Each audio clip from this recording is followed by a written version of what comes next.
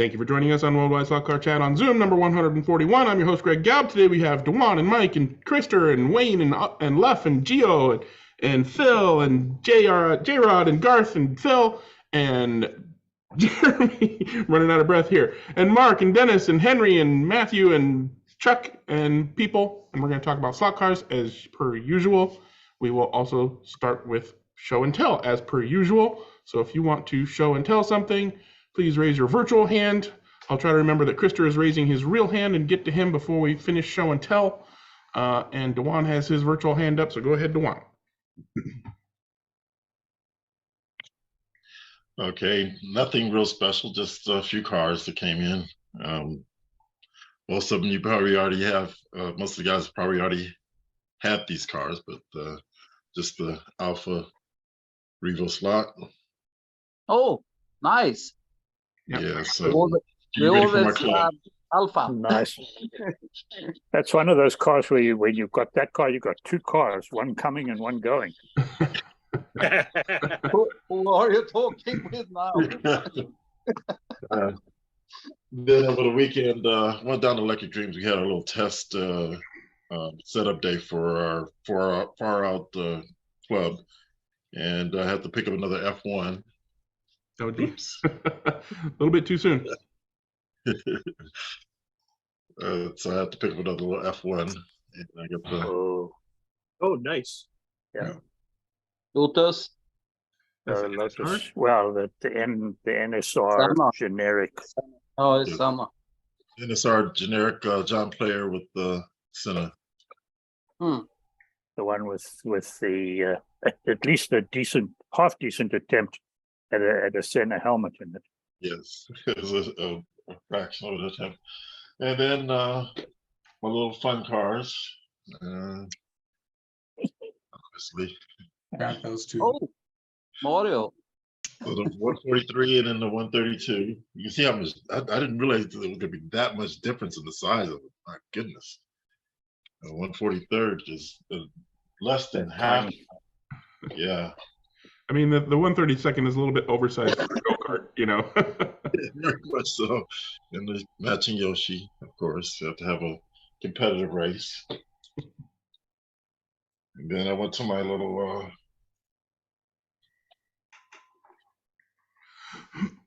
Don't you guys find it interesting that when we show new cars, we always say, these are the cars that came in? Yeah. As if we had nothing to do with why they have come in. Yeah, it just appeared. They just appeared, right? Oh, this is, yeah. CR8 A Matt Rat Corvette. Yeah, CR8 pace car. And then because I do, I try to mix things up quite a bit. So I got a CR2, CR8. 124 scale there. So, Cool. that's about it for now. Awesome. Nice. We get to live vicariously through your purchases. Exactly. All right, thanks for showing that, Dewann. And Mike, you have your hand up. Go ahead. Oh, you caught me in the middle. I can go to Gio if you want. Why don't you bypass me? Okay, Gio, are you ready? Yep. Take it away. Okay, so we're talking about the RevoSlot. So when you start with one, you get with 2, 3, 4, and then exponentially they grow. So these are free white kits to Alpha and one Alpha and 2 Escorts that I've been trying to put together. I don't know if I showed this before, but yeah. So basically, it's just like fantasy liveries that I'm coming up with. I have also some generic decals. So I kind of painted the 3 of them, but the Escort in the middle came out like a mess. So I'm in the process of redoing it. The stripe didn't come up as precise as I wanted, so I stripped everything down and I'm working on it right now. Is it a Le Mans copy or the Escort? No, it's just like a fantasy livery. So I'm just messing around with the colors. I mean, try to match some of the colors that we have in our, because these are going to be raced digitally. So we have like colors per different teams. So I'm trying to match it, but not 100%. So then I'm like detailing the small, the drivers and stuff. So these are the cars basically almost done. At least two of them. Is the Jäger That's look Escort? good. Yeah. Is the Jäger? Jaeger Yeah, might- yeah. Huh? So, Yep. but again, this is not the original car. I mean, I just, as I said, I bought the decals are, I think, Mitos. So they are kind of, generic Jagermeister stuff. So I just put them Yeah. together. Very, And, very lovely. Thank you. And I like the Alpha, actually. The color of that Alpha is also Oh, tested for my, Yeah. how's it called? The Vantage for the next one that I'm doing. So I think the color is, I like it. It's pretty. So I'm gonna stop. Is that BRM cars? Say again? Is that BRM cars? No. These are RevoSlot, the Yeah. 132. Oh, 132. okay. Yeah. Same time RevoSlot company. 132nd scale. Yeah. Yeah. I have the 124, I mean the BRM ones, but I'm still kind of a bit hesitant to go there yet.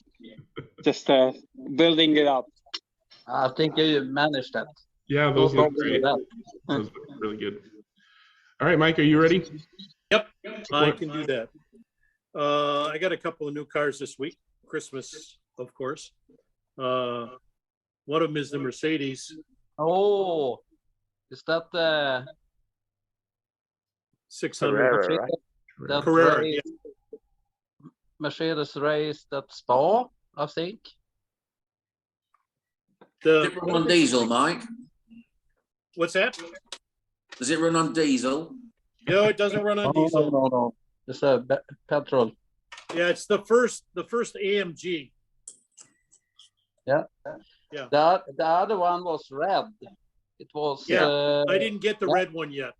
I think I'm going to get the red one too, because I think I'm going to start a class with these two. I think the red one was second place in Spa 24 hours, 70, 71 or something like that. Yeah, it was. I knew it was raced extensively. Yeah, So they go very well, that car. yeah. I don't like the fact that it's independent front wheels and they're pretty sloppy. I mean, there's Why did it do probably 3/16 of an inch play. I don't know if you can see. They gotta get their massive guide in there. Well, I'll replace that Yeah. anyway. They tend to do sloppy front. When they do independent front wheels, they tend to be pretty sloppy. The real car has 6.2 liters, I think, or something like that. 6.3. Ah, At least that's what it says. 6.3 Yeah, AMG. V8. Yeah. So, all right, that's one of them.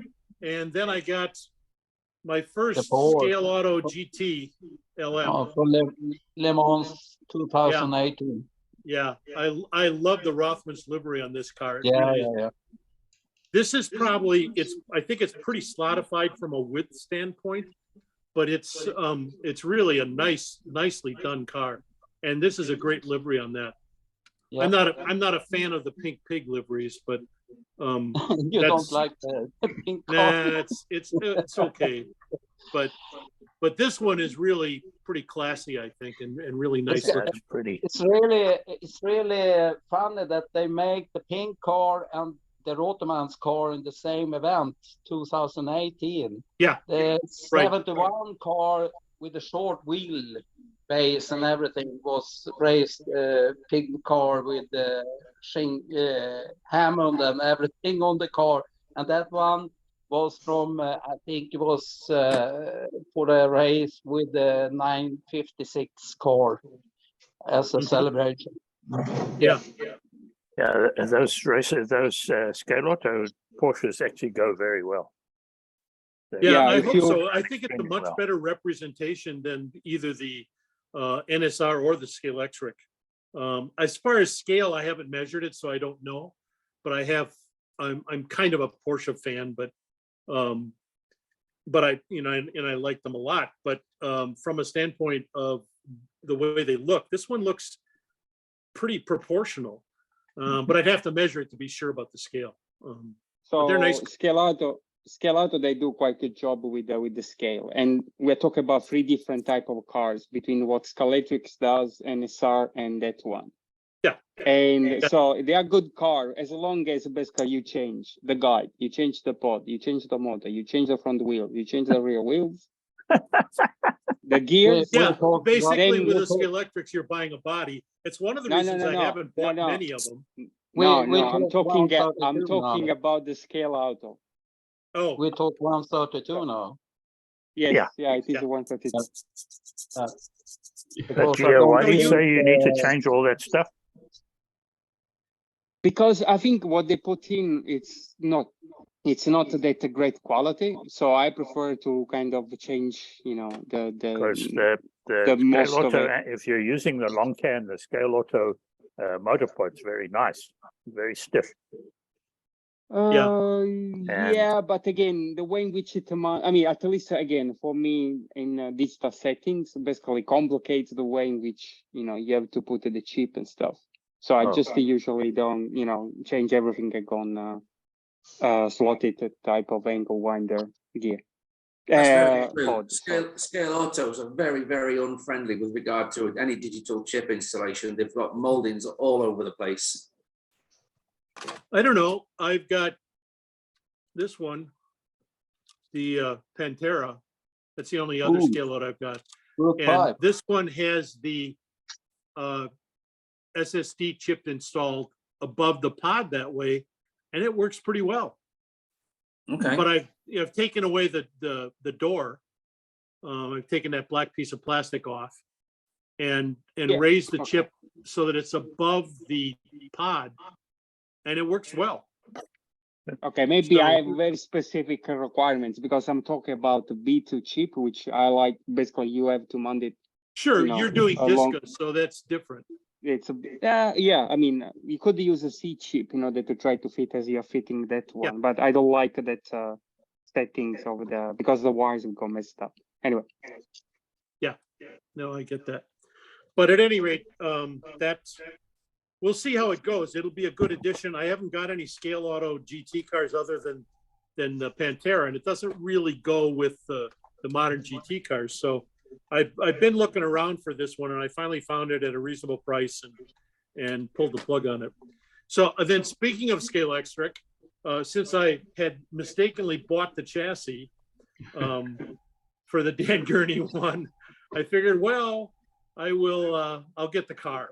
So I spent the big bucks on Scalextrics. I think at this point right now, Scalextric is pretty overpriced for what you're getting. Considering you can get a slotted for the same price almost. Is that the Cuda? Yeah. Hemicuda. Yeah. This one's already been a little bit modified. I put a lightweight interior in it, and I'm going to try and I don't know. I'm debating whether to drop my Trans Am class that I've got into 2 separate categories, and have some of the less modified cars be in one group because they're slower for one thing, and some of the other ones that I've already, you know, as magnet cars, I had changed them and done a lot of stuff to them, but there's still a little difference there. So we'll see. I'll see what I do. I don't want to start modifying this one too heavily until I decide. So, and that's it for me. All righty. Thanks for showing off your new toys. And looks like I got Henry ready to go. What you want to share today, Henry? He's not at his computer, so maybe he's not ready to go. Oh, I didn't mean to do that. I'm tuning with 2 devices. Oh, okay. I don't know which one you see at this moment. Where's your other one? What's your other one called? There we go. Henry Roth. And where are you on my screen? Okay, there it is. Okay. Okay. So we're roving. Turn around. Roving camera. There you go. So this is the last. Here's the Carrera track. Here is the car. And now I have no more space anymore. And this is the nickel one. Yeah, it's a simple track, but it's a track for for a few people. And I have here the Peugeots. There are the cars from the club, and they are Ninko, and they do a wonderful job. It's really fun to drive this one. I only is have. it on Ninko Digital or is it on oXigen? It's oXigen. oXigen, okay. Yeah, I did the lane changer of oXigen in. Let's see what you can see. Yeah, but it's not always successful.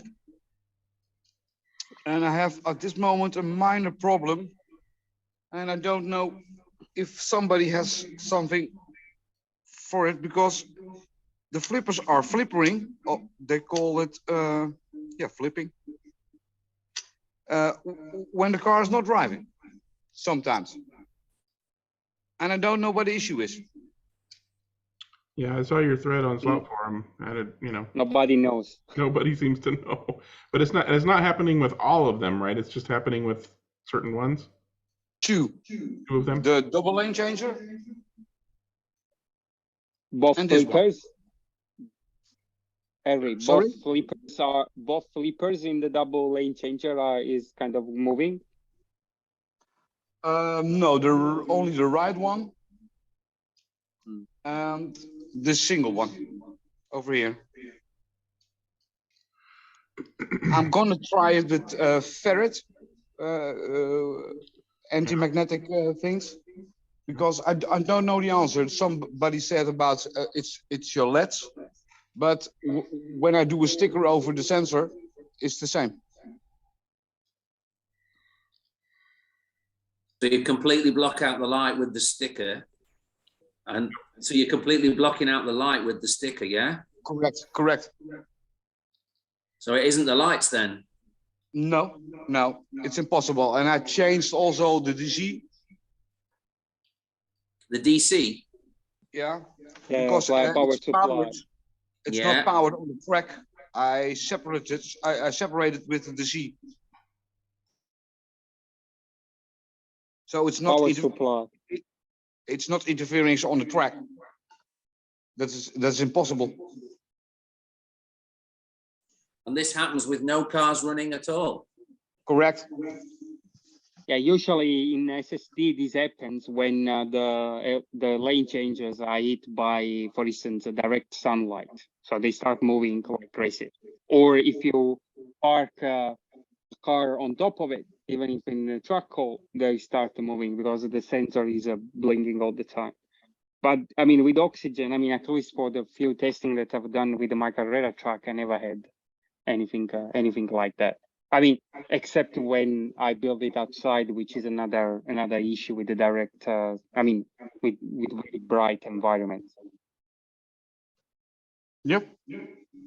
Yeah. Well, hopefully that come to some kind of resolution on that, and Correct. Yeah. We'll be able to help people in the future. Yeah. Okay. So there is some echo coming up. I don't know if it's only me, but maybe it's the two devices that Henri is using that they are causing kind of echo reverberating through. What kind of device? I don't know. Henri is using the two devices. I don't know if one. Oh yeah. Kind of. His phone is picking up the output of his computer speakers. Yeah. I will shut this now. Okay. All right. So hopefully we get Henri find some resolution on that. If I think of anything, I'll absolutely let you know. But it looks like we're ready to move on to Bill. So what would you like to share today, Mr. Royal? All right. Can you hear me now? Yep. All righty. So I've got the phone. I'm doing a mid-camera switch in the middle of Zoom, so we'll see how this goes. I'm going to show just a little Christmas stuff that finally showed up. Basically ordered a bunch of stuff in December, and it just kind of trickled in, and it kind of all showed up at once. So first one here, and this is John Weber. and I have talked a lot about cars, and he's really sold me on Alfa Romeos, and I've really come to be fond of them. So I needed some more track skirting or some more layout skirting here. I had the one for Tesla down there, and then this one here, and that kind of blocks off a fair amount of the mess. Then the other thing, this just showed up today. This is a static grass applicator. I have not opened that yet. And then this one I haven't opened either. And this is a Grassmaster 3.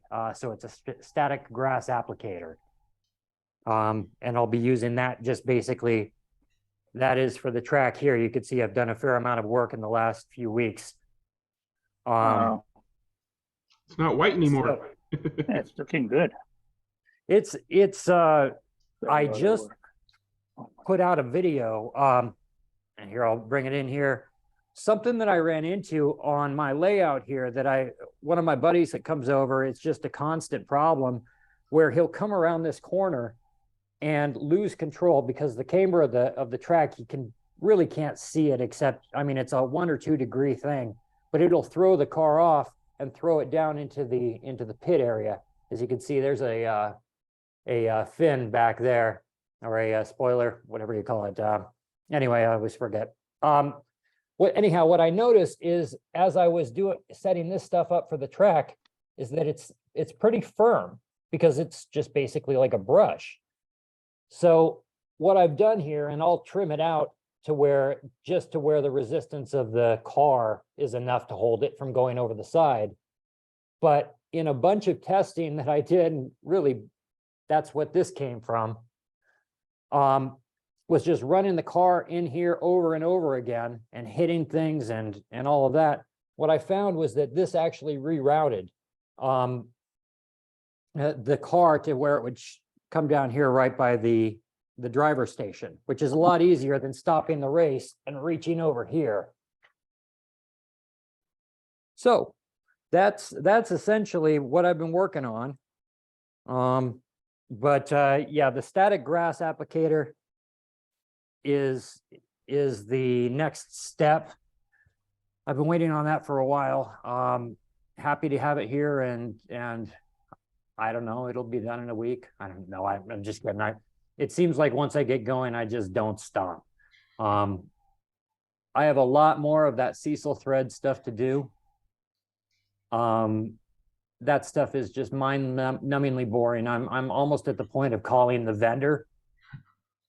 But we'll see. We'll see kind of how that goes. And just to see, hey, can I get the thread instead of getting it in rope form and then breaking it down to thread? Hey, maybe you can just sell me a whole bag of this thread and save me a few weekends. So good luck. Yeah, thank you. Wait, anyway, for how much? No. Looks good, Bill. Hey, Bill, the problem in that corner is that you didn't use curbs over there. Right, exactly. I have a feeling that his friend would crash anyways. Yeah, that whole stretch is really miserable for him. I mean, and the fence on the other side is there for him too, because he was hitting that fence. So, I can only do so much, and it really, at the end of the day, it is his car. But yeah, still, your track, change the frame, the man. But you will learn at the end, because if you go every time out over there, then you have to brake. Yeah. Well, what we've done for racing, and it's been a kind of a fun thing, because we started really doing a lot of analog racing, but we found, the competitive nature between us and everything. We like doing the lane changes. So we've done more digital lately, and just slamming back and forth, going between lanes. We're pretty courteous overall, but on occasion it becomes a problem. So the rules that we have now are, when we race, you self-marshal. So you go off the track, you have to go and pick it up and put it on the track yourself, which gives you the motivation to go and get it done. Also gives you the motivation to not just fling it off. Now we have mercy. So if you crash in front of me, I'm gonna get out of the way, or I'll set it on the track or whatever. And if they're both in the same spot, of course we help each other. But yeah, ultimately it's his problem. if it goes off the track. But if it goes in that pit area, then it becomes my problem, because then I do have to stop to help him, because, you know, Yeah. it's a layout. Yes, I'm racing with it, but it's also, you know, I'm also doing the decor and everything. I don't want it just wrecked. So, but it's been a lot of fun. There's been a lot of focus, and you know, it's been a good use of some weekends up here in the Pacific Northwest when it's raining. It's also the fun making it, because I see so many grass. I know how many work that is. Oh, yeah. You did a beautiful job about it. So, Thank you. Great. Yeah, it looks Yeah. great, Bill. Thank you. There's a lot to come, because I mean, there's no foliage or trees to speak of on this. I mean, I'm past the core stuff, and now, you know, it's starting to get the feathers, or whatever you want to call it. So we'll see. Hopefully it doesn't look like a turkey. It looks more like, I don't know, a swan or something when we're all done. Probably somewhere between a crow and a sparrow, but one way or the other, we'll make it work. Keep up the good work. Yeah, it's looking good. Look forward to seeing progress on that. Thank you. All right, Krister, you want to show off some stuff? I had to mute you earlier. The first thing we better say for Krista is happy birthday. Yeah. Happy birthday, Krister! Happy birthday. Do we hear anything of me? Yeah, we can hear you now. Now, this car I built 2019. Josephich's Porsche 91710. I went on a race. I built it, I think, 2020, 21 or something like that, and I went to a race to Stockholm. They bought a new track from Hamburg, and I was very thinking, this is going to be very fun, but I learned something after that race, that it was a little too big and wide size. So but I get the third place with this car, and I haven't raced for 4 years, I think, before that. But I was very happy indeed about that. It's a glass fiber body from Karl-Heinz. I think they make 10 or 15 bodies of that. Bought it from Nils in Denmark. And back chassis with special things in it. Ball bearings from Michael Niemas. They never stop when you turn them. Very good. Yeah. So I learned a lesson, and then today I have built the cars that passed me. That the cars was 1 and 2nd place before me. A Lola T 290, and this one is very interesting car also. Is a glass fiber body this too, and the chassis is from Detail, and it's a glass fiber body, very light, little more narrow, everything, and you see, smaller car, you can change the weight distribution on this one, and you see the cables go under the H bar here, so you don't have any interruptions with the sleeves. Is that foam tires on the back? What? On the rear tires, so that's foam, or is that urethane? Urethane. Urethane. Yeah, I think it's soft on this one. And in the rear, I have put some Wolfram weight. Tungsten, yeah. Yeah. So this is the car for me, 2023 racing. Nice. We have a big event in Stockholm. The German drivers is coming up, and I hope this is going to be a very good car to drive. That's nice. It is funny thing with this. It's a fast food car with McDonald's and Coke and everything. And I did this livery with Bobby Allison. He never drove this car, but it's my way to celebrate him. He was think a it looks good great. driver. I think it looks great. The bars, yeah. especially. It's a nice. Another car, we talked Alfa Romeo earlier. Oh, that's beautiful. Nice. Yeah. This car is going down now to Germany. I've sold it. It's a glass fiber body with a Berg chassis under it. Very special. Go in hell fast, this car. Nearly as fast as 970k cars and Ferrari 512 too. It's a nice car. They look great. Also, that was such a pretty car. Yeah, it is. It's one of I think the prettiest car in sports cars. Oh yeah. The Tipo. The car is, or the chassis is very special because I have modified it because the axle holder and so you have to modify that to get in everything and change the ball bearings inside to come in to the chassis. So it's not, it's lot of work of that car for this. Beautiful job. Yeah. Christer, is this one also fiberglass, the body? Oh, it's a glass. This one is a glass fiber body. It's from Werks. The other car I showed, I think, last week was a resin body, but it is the same mold. It's from Stefan Wiesel, and this car I bought, this body I bought from Matthias and Rudiger. And I have more bodies. I have, I think, 33.2 with a coupe in glass fiber too. I'm going to build later on here for myself. But this car is very lovely, I think. Something more. Oh,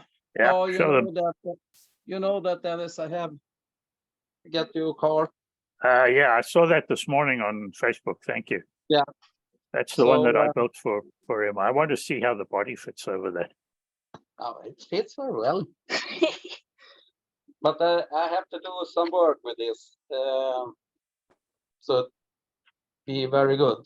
Oh yeah, that's just about perfect. It's just a little bit high at the front, but you know, guys, this body is from the European Championship here in Umeå from Terry Blackmore. Terry Blackmore was one of the fastest drivers in Europe down in this time. I remember the name. I get this body from Terry on the race, and very old thing. Going to be my car, historic car. I was on the race, not in the race. I was a marshal. My father didn't want me to race. I was allowed to race because I was a B licensed driver then, and the club wanted me to go in, but my father didn't want to. He held the wallet for that.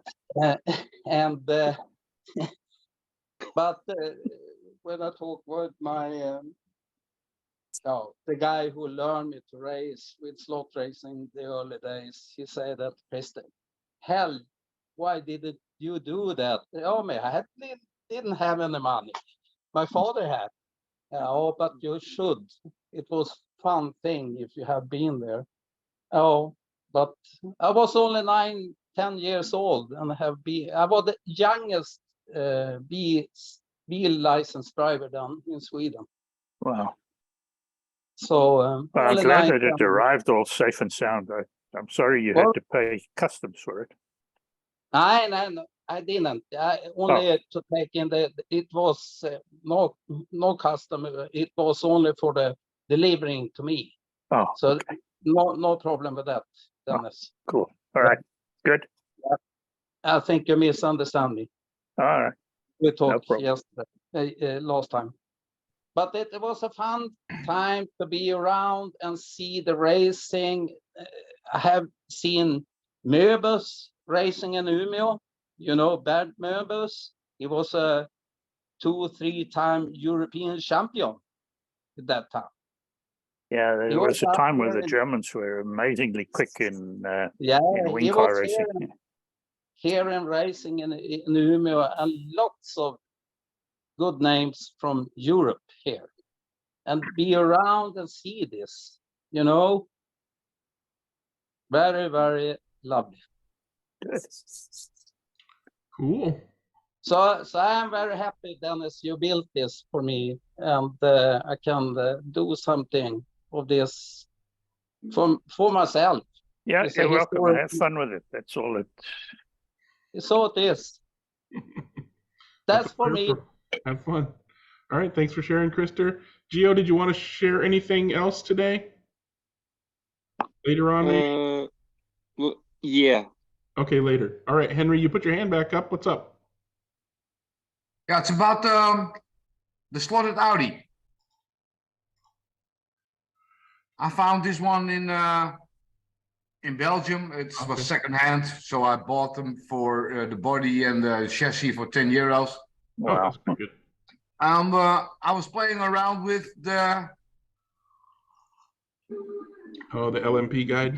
That funny guide that they use. Yeah. It's a hell. It's a hell. That's why they sold you for $10, man. That's what I saw later. Oh yeah, I didn't have to buy this one. Is there a solution for that?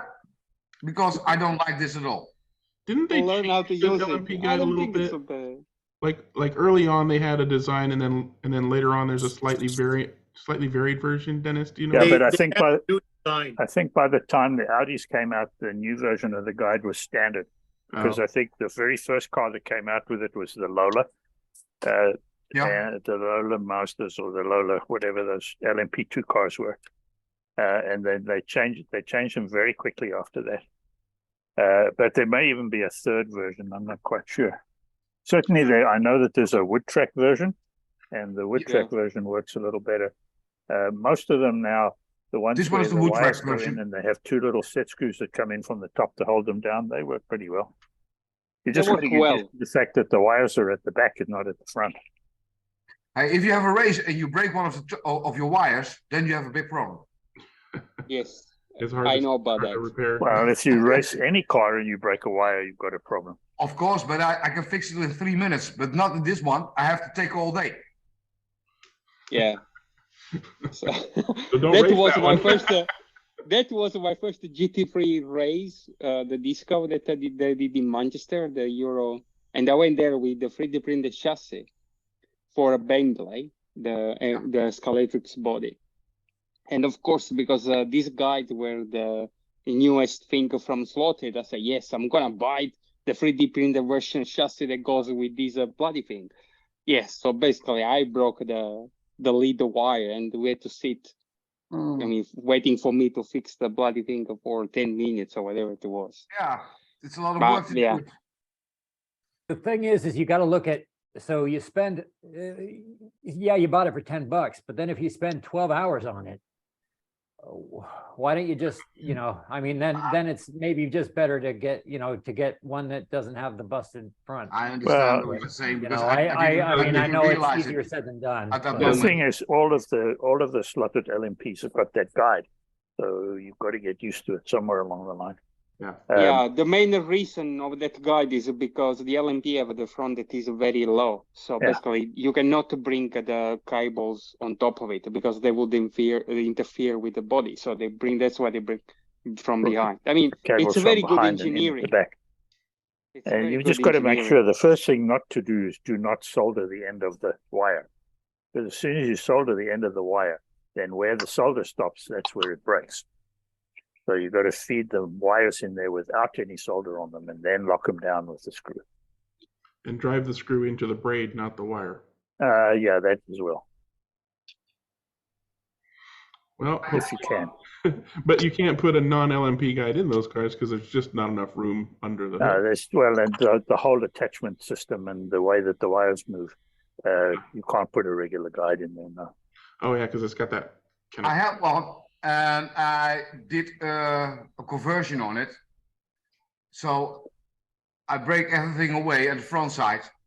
Okay. Oh, okay. Show us the other side. It's gone now. Yeah. Can you put the body on? Of course. Oh, okay. I did make an insert from a checkout card, and I glued them in because it also gives the angle. Oh yeah, it turns too much. Yeah. So you have to make something in it. But I've heard about it that they make them in, some people in 3D. And they print it, and then you glue it in. Yeah. And that works correct, but it's a lot of work. Well, I mean, I think you're the first person I've seen do that. So good job. Oh, it works. I drive this car about 2 years and no problem at all. But I thought maybe there is another solution for it, but there isn't. Not that I know of. The one, yeah. Okay. Oh, well, I guess you're going to have to do that again. Yeah, I think so. Because I don't want to have a race because I always all knew that they break easily the wires in that system. Yeah. I don't know about it. I don't think that's correct, Henri, because I've seen those cars, I mean, like slotted Maurizio racing 24 hours with these kind of guides, and they didn't have that kind of issues. So it's not correct what you're saying on that. I mean, the problem, the breakage was, I think the breakage was my kind of issue when it happened to me. I mean, if you work properly, I think, you know, the guide system does not make the wiring any more prone to, or any proner to damages. Like, let's put it this way, if you know what you're doing, of course. But if something goes wrong, then it's a pain in the neck to also sort it. That's correct. Yeah. The issue isn't so much how well it works, but if it fails, how long it takes to fix it. Yeah. Yeah. That makes sense. Well, it looks like we're ready for Club Corner. Anybody want to talk about past, present, future, more than one person racing around the track activity? Raise your virtual hand or flail your regular hand in front of me, and I'll try to remember to circle back on you. Mike is trying to get his hand raised. You didn't manage to do it, but I'll try to remember to call on you. Gio raised his hand. Talk about some. I thought that Mike was in front of me, actually. Oh, he was too late. He was too slow. Now he's ready to go. I don't care which one goes first. You can go first. Go ahead, Gio. Oh, another fight. Okay, so give me 2 seconds then. I mean, okay, Gio is going, and then we'll go to Mike. Okay, who's up? Gio's going. Okay.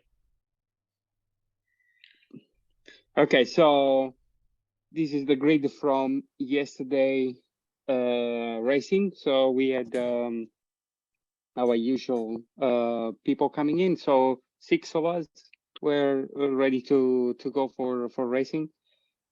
The weather has been awful here, although it's summer, but we have, there's been a lot of storms coming through, but we still managed to get 6 people on the track. So this is the grid before we go for we went for the practice session.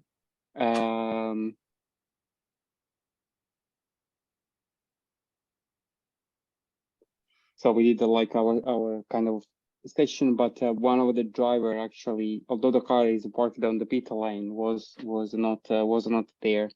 So we are like 5 that did the practice. Then we went into the qualify mode. So I'm racing again I was racing again at the Bentley that night. The car, it's a really, really good car. For the night also I decided that,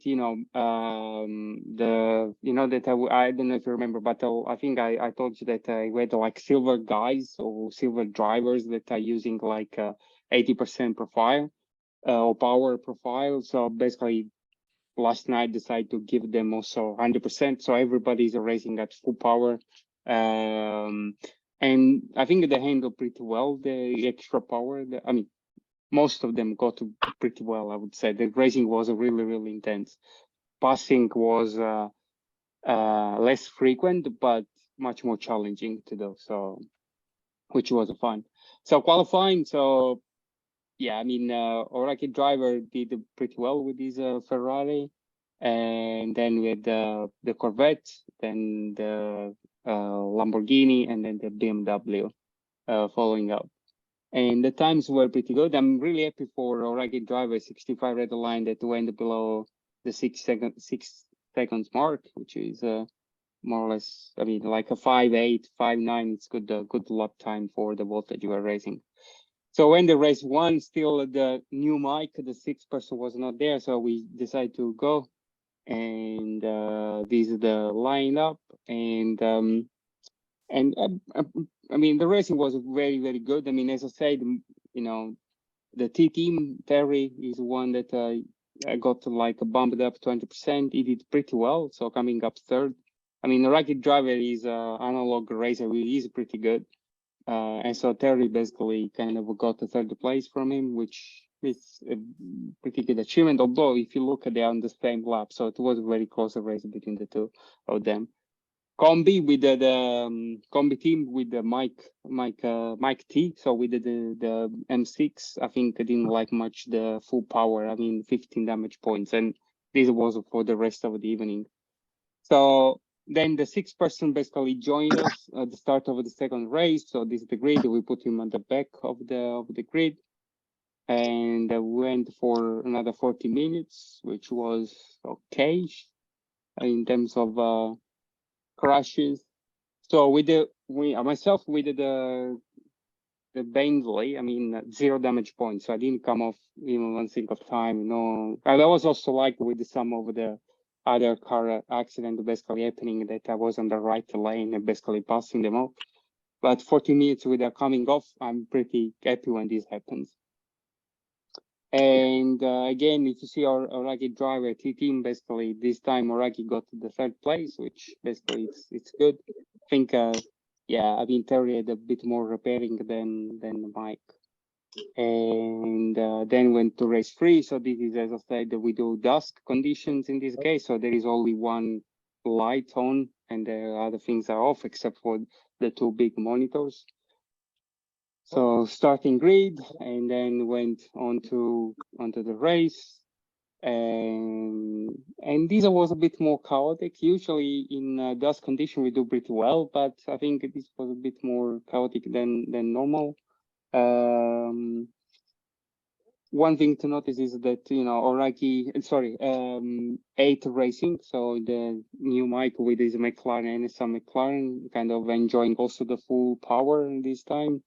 And the 4, I think, was at the beginning of the race, like 10 or 15 laps in. He also managed to do the fastest lap in, I mean, during the race. I mean, I saw it popping up, and well, it's pretty cool. I mean, these guys will be racing with us for, you know, a couple of months now, and he's getting to a good level. I mean, it's really nice to see how they improve quickly.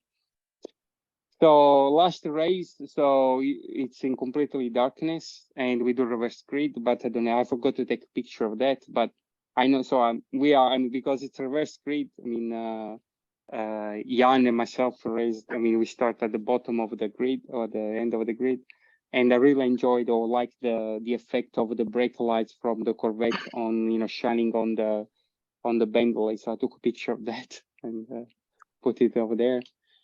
And the end of the race, so this was a bit better, I would say. I mean, there was a bit of, you know, when you have like slower guys starting from the front, there is a bit of pressure from the people from behind, but we managed pretty well. I think the first crashing was myself. So that's the crash over there because it was going on the outside lane, try to, you know, quick clean them up, but I was pushing, I think, a bit too much. And that's that kind of got damage point there.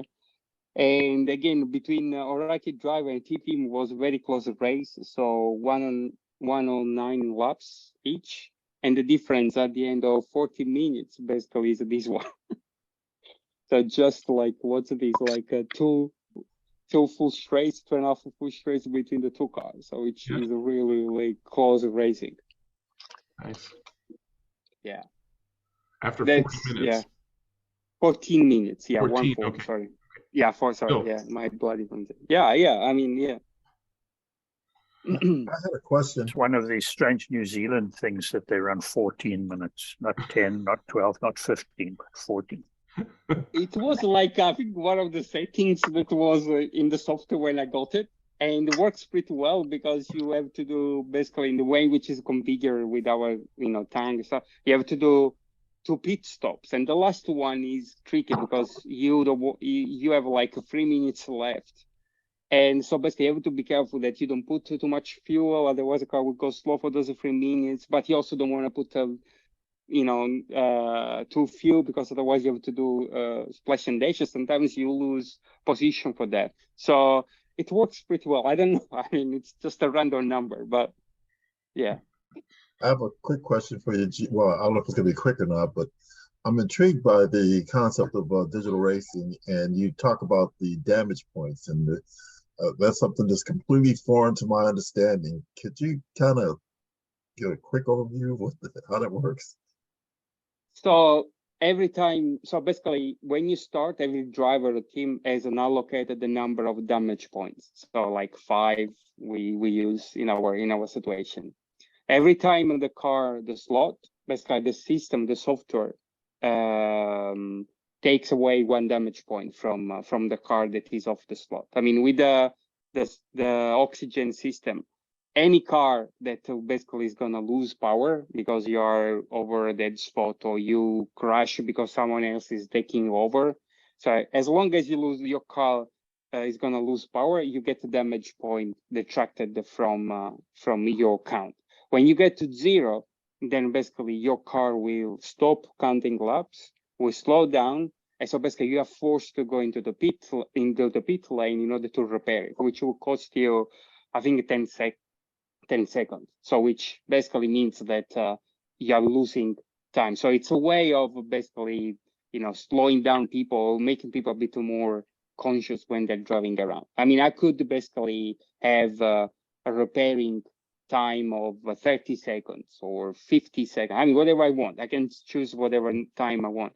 But I want to make sure that it's something that, it's not catastrophic. Although, because in 40 minutes, especially when it's so close of racing, already 10 seconds is a couple of laps in our track. And, it's kind of difficult to get back into it. But still, I think you can do if you drive pretty good. So I give this kind of option of people that, be careful with what you do with the slotting, in the sense that you don't go as crazy all the time. Manage your car. And so basically there's a bit of a strategy in that. So I don't know if I explain or make any sense. That makes sense. Thank you. How does the software know when a car is off the track? Yeah, so I'm gonna answer that. So the thing is, the one is that we don't have a marshal. So every driver is a marshalling around, right? So we have to do track call because of that as well. And so this basically, helps reducing the track call. So at least this will be the idea. So answering Dennis' question, so basically with the oXigen, the controller and the car are linked directly, right? The controller knows when the car is not connected to it. So there is a kind of feedback loop between the two. So when the car is not powered, then the controller knows that I'm missing the connection to the car and send a signal to the software. And the software basically, in our case, processes by saying, okay, after 2 seconds, I do a track call. And then on top of that, I also remove damage points from any other cars that is not in the slot. Any other car that has lost power. So the computer has something that talks to the controllers. Yes. So basically, so there's another 2.4, some sort of 2.4 gigahertz communication between the controllers and the software. Yeah. The controller talks to the dongle.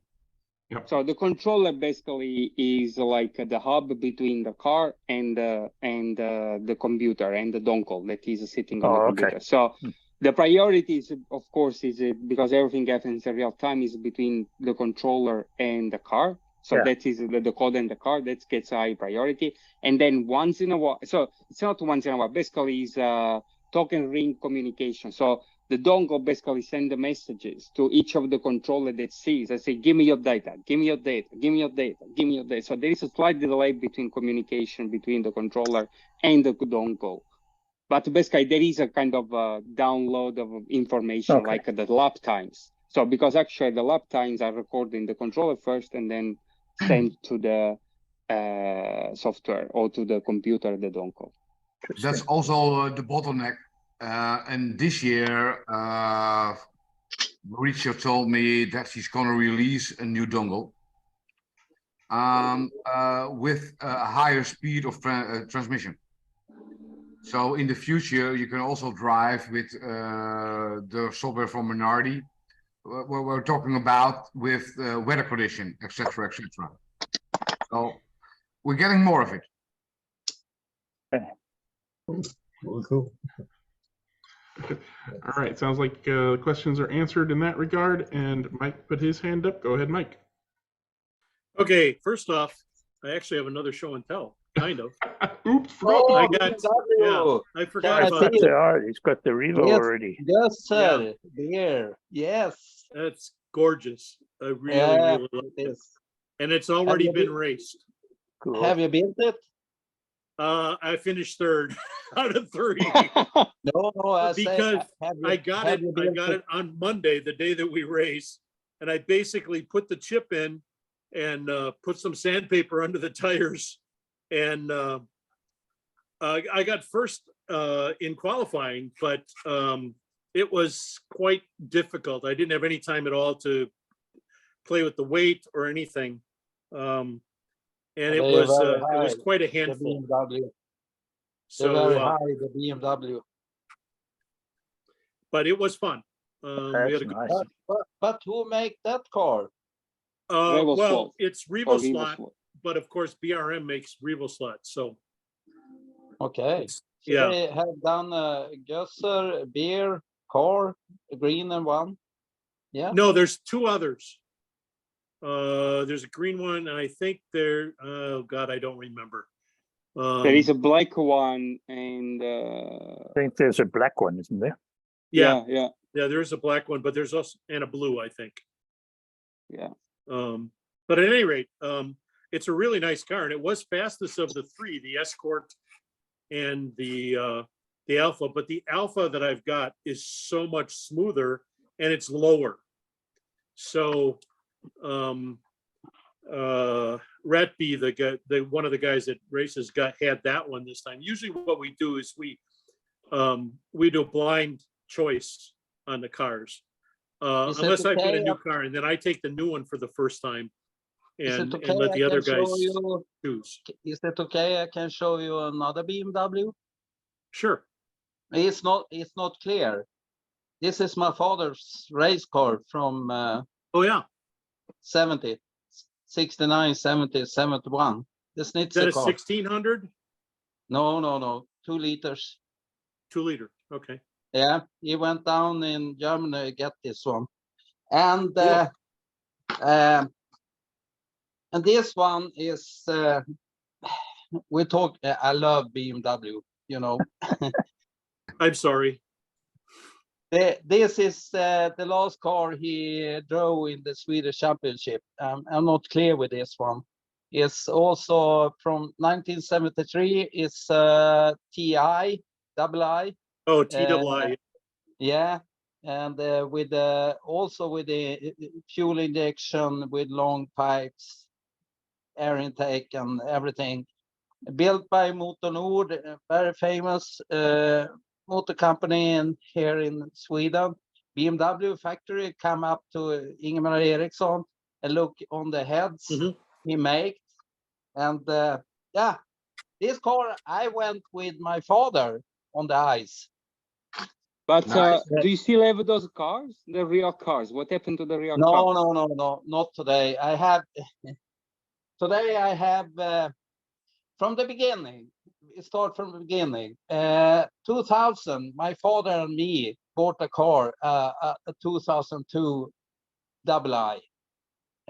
It was a Alpina car that we bought, and we raced that and so and worked with that and everything. And 2013, my father passed away, and a guy who have a lot of money offered me some money for the car, and I sold the car 2018 and get the factory car from Förenade Bil. Förenade Bil was the importer for BMW in Sweden, and the car that I bought was a factory car from Belgium, and the Preux team built that car. I sell that, and today I have a BMW 1800 Tisa from 1964. And it's the only car for historic racing in Sweden today, still left. So it's a very rare car today. Very cool. But I'm still in the business with BMW. Yeah. Nice. Mike, did you have some more racing to talk about? Oh yeah. Sorry. I had a really bad day. I had 2 seconds and a third, and it was just, and I got beat by a car that was in the LMP race that we have, and I don't have the videos up yet. I got beat by a car that was almost 0.4 of a second slower.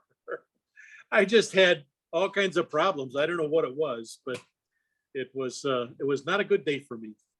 But other than that, it was good fun regardless, and everybody went away happy. So that's how did the BMW go then? Was it fast or?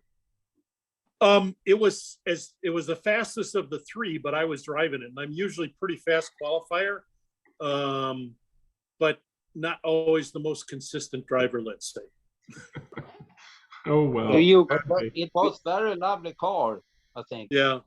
I never see that. It wasn't really the car's fault. It was mostly the driver. Oh man, I never seen that livery on the 2002. I never seen that. It's nice. Yeah, I love the green. It's really, really cool. Yeah, it's very lovely. Yep. Mike, right, so do you crash a lot? Do you crash a lot, or it's just that your lap times go? Well, I tend to crash probably more because I don't have an in between. I'm either slow or pushing, and so last week I did really well. I crashed only a couple times in all three races, I think. But this week it was like that particular race with the RevoSlots. I crashed 15 times in 125 laps, and it was not good. It was definitely not good. What was it with the BMW? Yeah, it was one with the BMW. But in all fairness, like I said, it had no prep at all. But they are very high too, the body. Yeah, I know. Now, the RevoSlot Classics seem to run pretty well, though, regardless of that, because they're fairly heavy. I think, let me measure it because I've got it in front of me. The chassis are heavy, the bodies are quite light. But the bodies are light. It's 89 grams for the car all in. And the bodies usually on these small ones is generally about 18 or 19 grams at the most. So, it's a pretty heavy chassis. Independent front wheels, but the front wheels aren't trued. The rear ones are not really trued. They've had nothing much done. And, I made a basic adjustment at the rear axle and put it on the track and raced it. So, it it'll be better next time. Stuff. So I'll try next time when the three of them come around again. But my BMW in 124, I have had to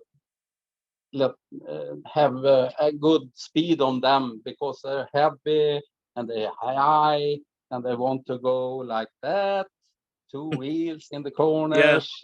Yeah. Yeah. Well, I do have the the brass chassis one that I've got, but I've actually got too much traction on that one, and I have to narrow the tires more, so I don't have quite so much.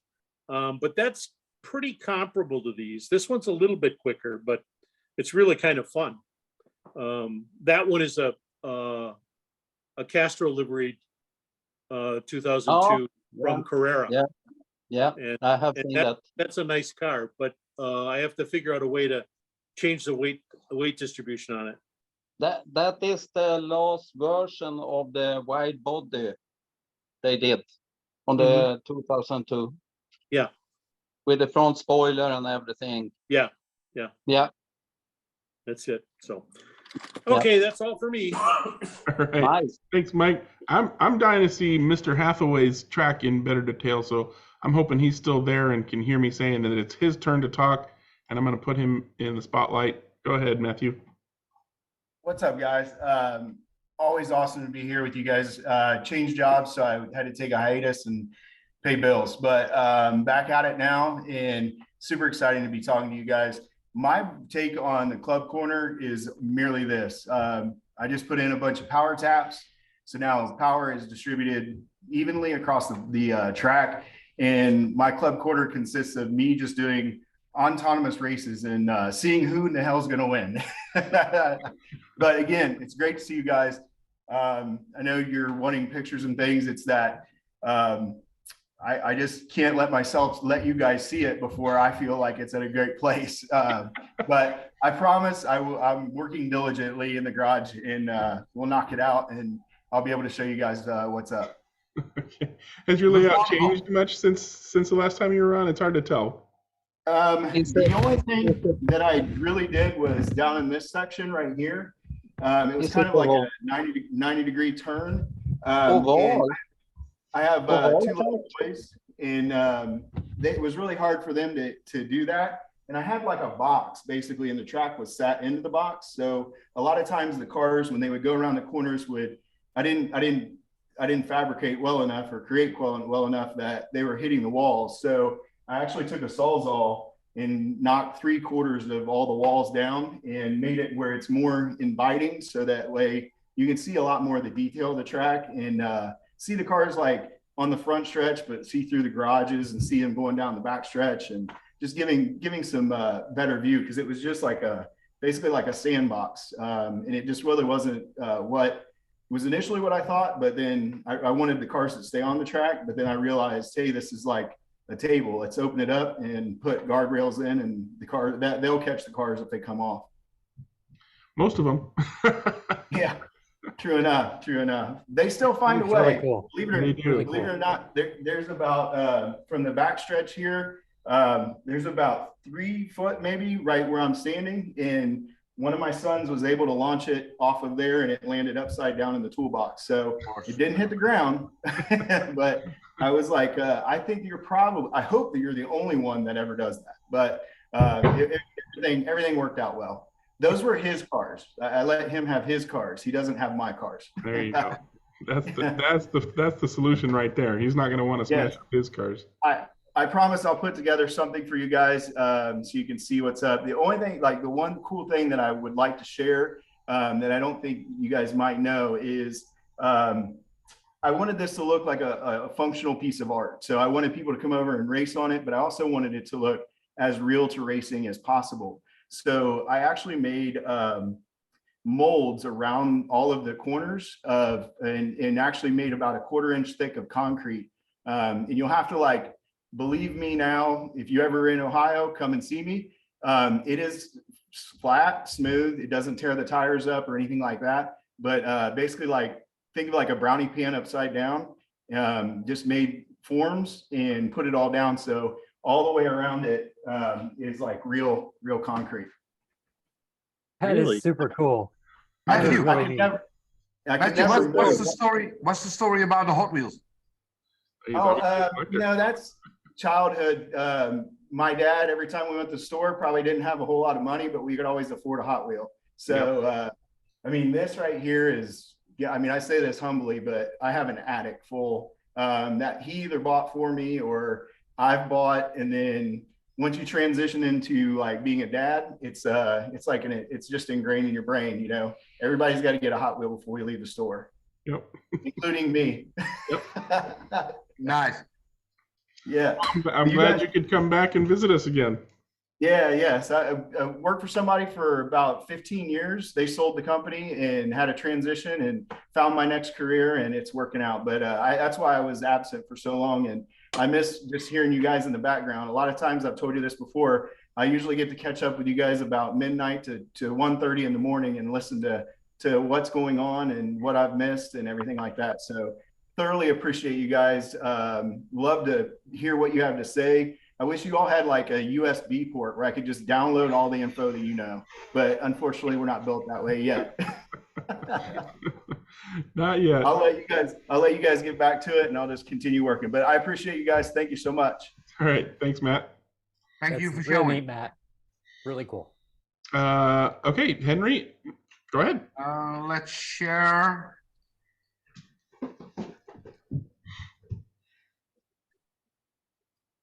Oh yeah.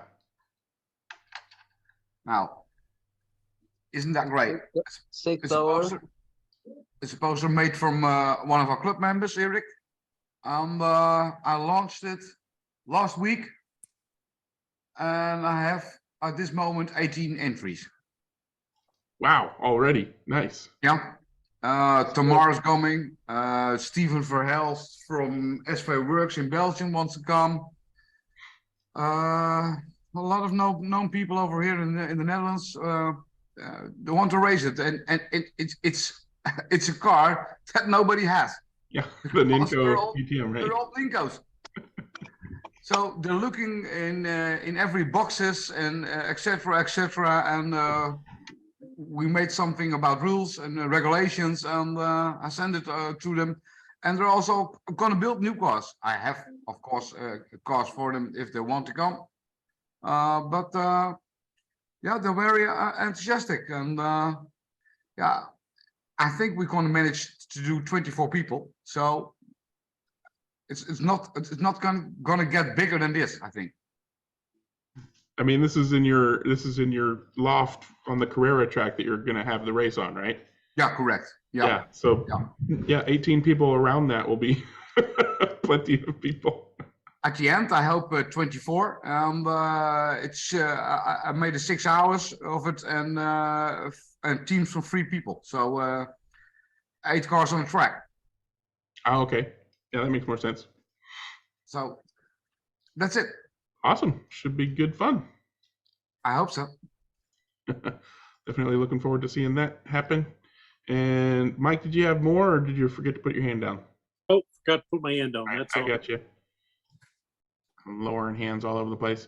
So for my part, you might have seen the videos from Russ's race on Monday. I posted a video of one heat, as well as did the live stream for a few minutes. And one of the guys I just like, I think I'll go live just for the fun of it. So there was only a few people who caught it actually live. But one of the guys said, I want to see Greg race.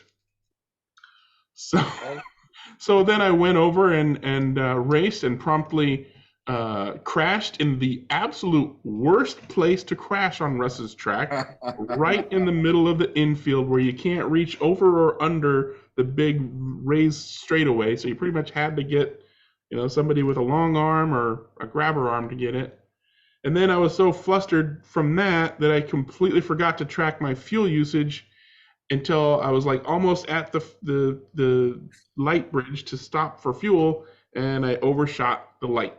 So that means I ran out of fuel and I was no longer in the light, so I could not get any more fuel. So I was out of the race. So I finished with the live by holding the camera myself. Had a little bit of fun. Somebody commented on the video of the heat asking, what is the scale speed of the cars? And so I had some fun doing a little bit of maths. Russ said that his track is 85 linear feet. So I did some calculating with the 6.2, 6.3 lap times, and the scale speed came out to 285.7 miles per hour average scale speed for that 85-foot track, which is crazy, and it always is. And the speed craze morons cars are probably in the thousands as far as scale speed is concerned. But then I did a calculating for actual speed, and the actual speed came out to an average of about 9 miles per hour.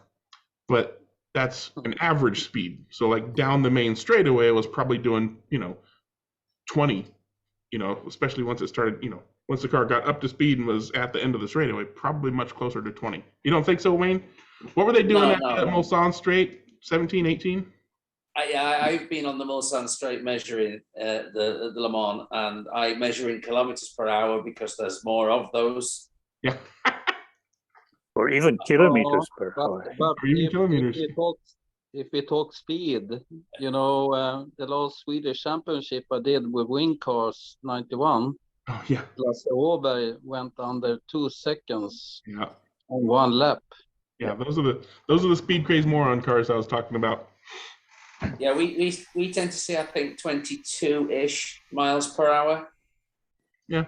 And that's quite fast for 32 scale. I mean, it's the longest I think anyone. I always wonder what we have in the velodrome when we went in there with the engines we had done in the past.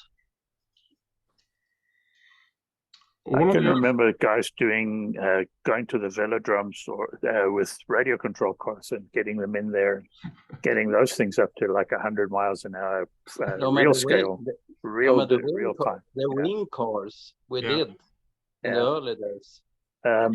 There's always a problem with this thing called scale speed. It's time scale. Well, the problem is that you haven't scaled the air, and so. Yeah. It's what do they do on the Blue King today? What is the fastest time today?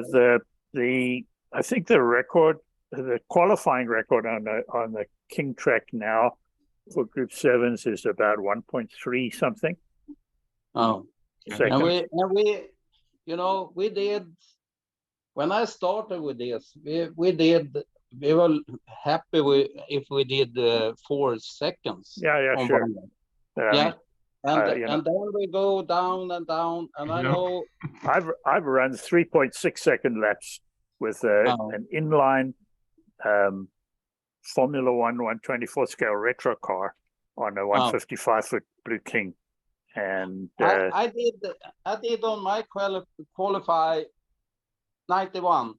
I did 2.057 or something like that. Yeah. With the super fast guy now is a fellow by the name of Brad Friesner, who comes, or Friesner, he's a Canadian, and he's been like the top guy for the last little while, and so he holds the records at the moment, and they're down in the high 1.2. Low 1.3 second range. But think then in the days then, the marshals around the track. We have no track code then. Yeah. It was racing all the time, 40 minutes, 5 minutes each lanes. Yeah. Today they shout out track call. They don't always get them, but with those wing cars, I mean, you can imagine how many laps you lose if if the guy has to reach over, pick up your car, wait for a gap, put the car down. You probably lost 3 laps or 5 laps. In the 4 to 6 seconds for a very quick marshal.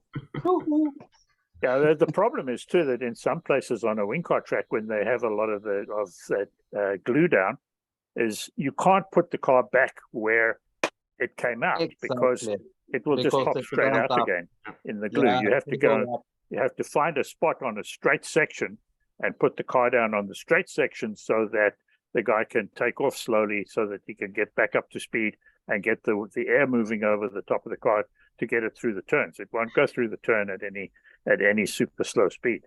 So, but the marshal into the turn after the top turn in the start into the carousel under the tunnel, he have a hell in this time. Well, to round out my club corner, one humorous thing was we were just finishing our Sideways Group 5 series, and the guys are getting their cars ready for the next series, which is NSR GT. So, you know, guys with their Corvettes and their Aston Martins and Porsches and whatnot.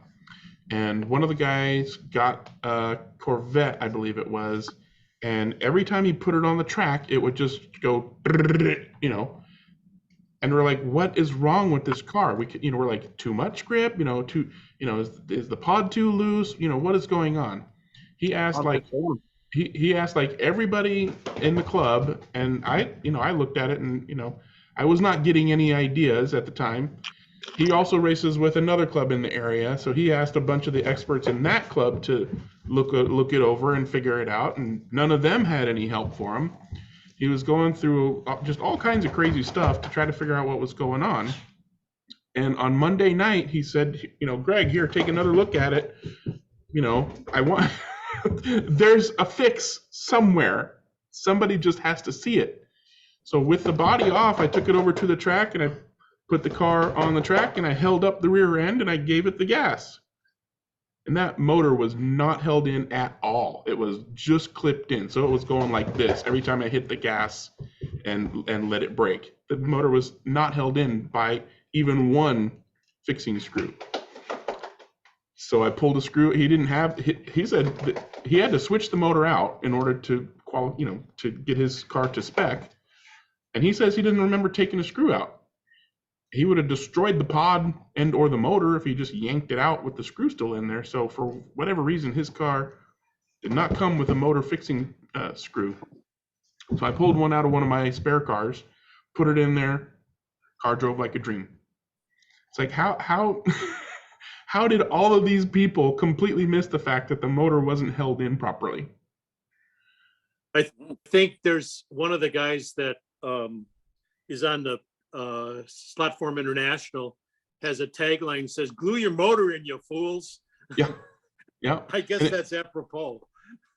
Well, even the most recent. Normally, I say on that problem, I say it's a broken bracket. A broken record. Yeah. Then it makes a bracket. Then it makes the same sounds. Yeah. Yeah.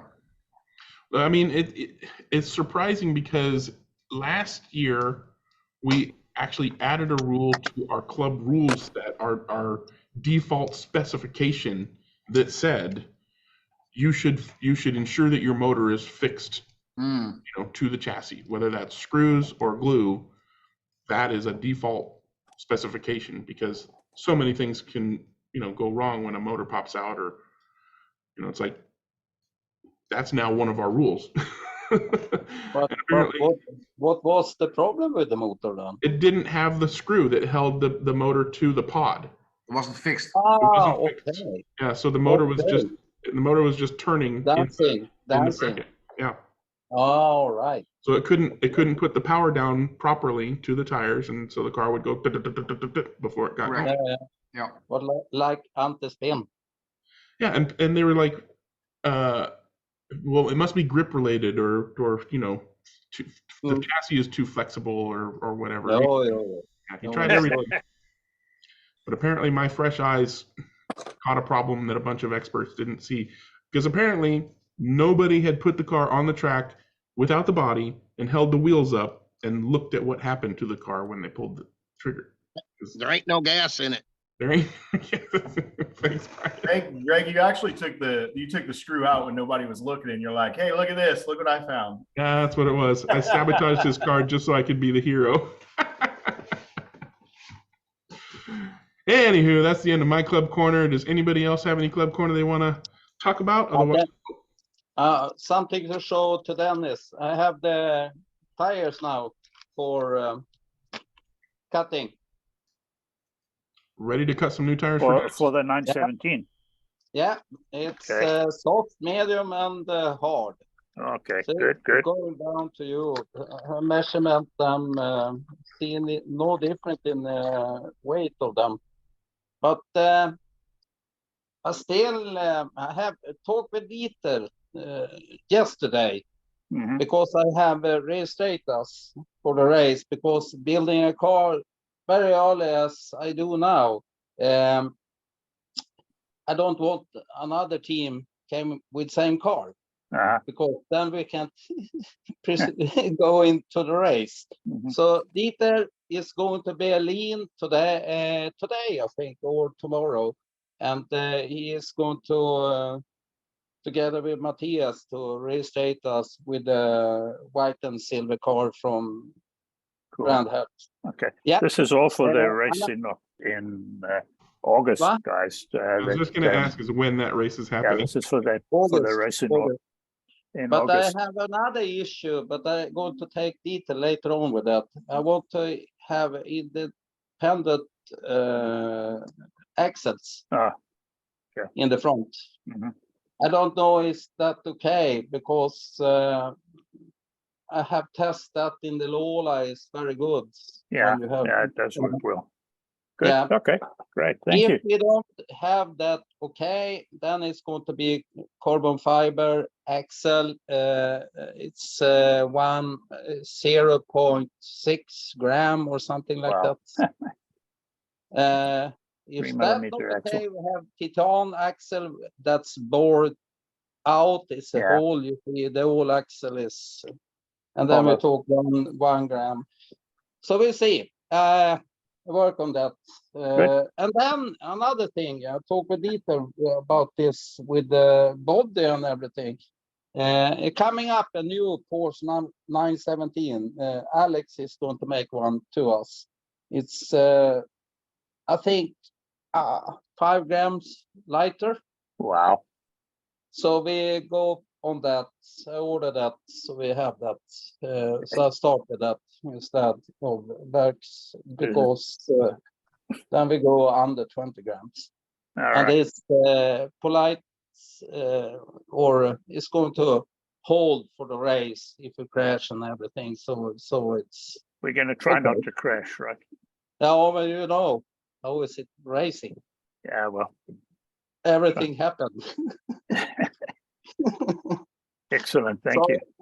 The tires is here, going to glue them, cut them and everything and send it down to you.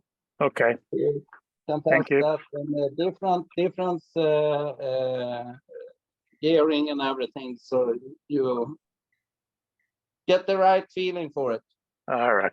I will let everybody know when it all arrives and let you know too. Thank you. Good. Yep, that's for me.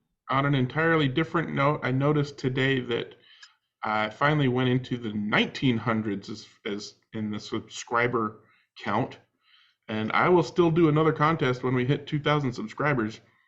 I don't know what's taking people so long. Hit the subscribe button. And the contest is? And a contest for the next time I get paid. So if they're, hopefully they'll coincide. But yeah, as soon as I hit 2,000 subscribers, we'll do another giveaway of some sort. Or the next time I get a Google payment, whichever comes first. I think that's all I wanted to mention. So subscribe if you're not already subscribed. And Gio got his contest prize. Do you want to talk about that, Gio? Ultra cleaner, maybe. We'll save that for suggestion for when we have a contest.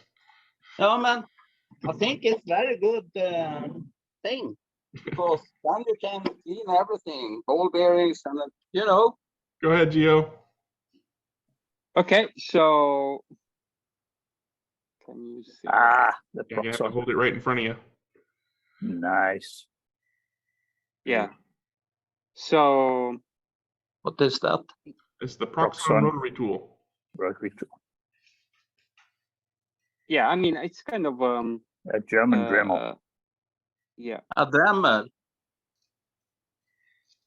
Well, it's a bit better than a Dremel, I would say. I mean, especially the chuck is really so there are no vibration even when you're using very small bits. Basically, it's really, really cool. I don't know if you can see it, but yeah, you can go really super fine. So I don't remember what is the actual spec, but you can 0.3. Yeah, something like that. Exactly. Yeah.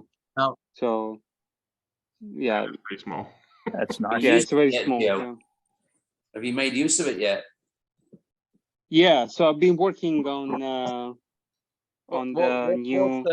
What was the brand of it? A German brand? Yeah, Proxon. P-R-O-X-O-N. Yeah, okay. Yeah. All right. Yeah. So actually, when I saw the picture on the website, I thought it was chunkier or bigger. So I was kind of not 100% convinced that that would help making you know, a good job. But actually, it's very small. It's smaller than a Dremel. I mean, standard Dremel or any knockoff kind of tool, and pretty light as well. So we're lucky that there was one shop here in New Zealand that had it. So just bought it and then Greg transferred the funding. So we did everything in one day. How was it to work with the bodies and so for you? So actually, yeah, it's pretty cool. So another thing that I did, so I'm working on this on the latest Sideways GT3 car, the Lexus RFC, I think. RCF. So RCF, sorry. So I managed to drill some very small holes and then kind of make it a bit bigger or square, whatever I need. Maybe I could do kind of, yeah, a small share on that. So I bought this one. And the only things that maybe I can say that it could be, I don't know, could be improved maybe would be that the RPMs, the minimum one is 5,000 that you can go. So you can set it up from here. And maybe I was expecting, you know, for such kind of precise type of tool, maybe going down to 1K would have been a bit better. But I think even like 5,000, you know, that's what I use because I use very fine drills or bits actually. So it works pretty well. So while I bought this one, so while I bought the actual thing, I also bought the pedal item from. I don't see. Ah, okay. The foot pedal control. Yeah. Nice. Yeah. So the thing is, yeah, but I was expecting that I could modulate the power with this stuff instead of just on and off. Yes. But which you have no control of the power on the Dremel? Yeah, it has, yeah, but there it's is not, on not slow enough. Yeah. So I mean, you could kind of modulate by speeding it up and, you know, kind of power like PCM or something. But still, I mean, it's better than having to, you know, grab the back of it and switch it off and stuff like that. Yeah, no, I mean, actually, yeah, actually, even like it's on off, it's useful. Yes, I agree that actually the other thing that I want to buy that was not there is the extension cord. Because that one is, and that's kind of the flexi cord or whatever it is. So that one actually is so basically having the on off, so you don't need to reach the bloody thing, and you can work on it. It's nice. So I can show maybe just quickly. Although, okay, so let's see if it come up. Yep. So this is the body of the new Lexus or the Lexus actually a GT3 car. What is standing? 11? 11, yeah, 1102. Oh, that's good. It's very good actually. So I don't know if I'm gonna remove a bit maybe of weight from the top. I don't know. I mean, so that's so original body. Yes. Yeah. You haven't already done any lightning work on that? No, nothing. This is just out of the box. I put it up, and 11 is a very good starting point. Yeah.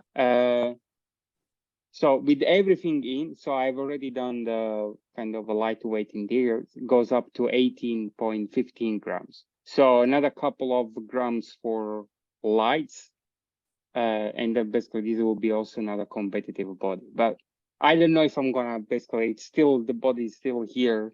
I've not done any painting, anything. So it's kind of maybe working on it in order to remove a bit.